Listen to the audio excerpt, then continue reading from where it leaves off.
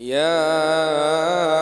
أيها المزمل قم الليل إلا قليلا نصفه أو انقص منه قليلا أو زد عليه ورتل القرآن ترتيلا إنا سنلقي عليك قولا ثقيلا إن ناشئة الليل هي أشد وطئا وأقوم قيلا إن لك في النهار سبحا طويلا واذكر اسم ربك وتبتل إليه تبتيلا رب المشرق والمغرب لا إله إلا هو فاتخذه وكيلا واصبر على ما يقولون واهجرهم هجرا جميلا وذرني والمكذبين أولي النعمة ومهلهم قليلا إن لدينا أنكالا وجحيما وطعاما ذا غصة وعذابا أليما يوم ترجف الأرض والجبال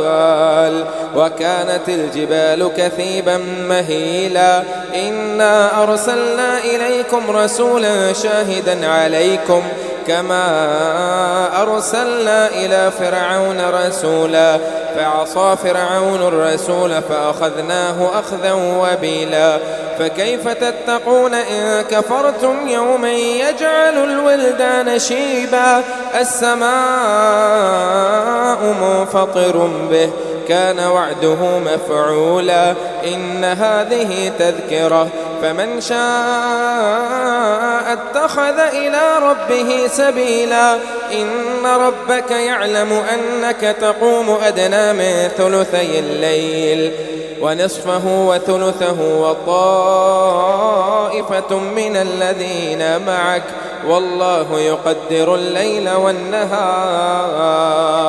علم أن لن تحصوه فتاب عليكم فاقرؤوا ما تيسر من القرآن علم أن سيكون منكم مرضى وآخرون يضربون في الأرض يبتغون من فضل الله وآخرون يقاتلون في سبيل الله فاقرؤوا ما تيسر منه وأقيموا الصلاة وآتوا الزكاة وأقرضوا الله قرضا حسنا وما تقدموا لأنفسكم من خير تجدوه عند الله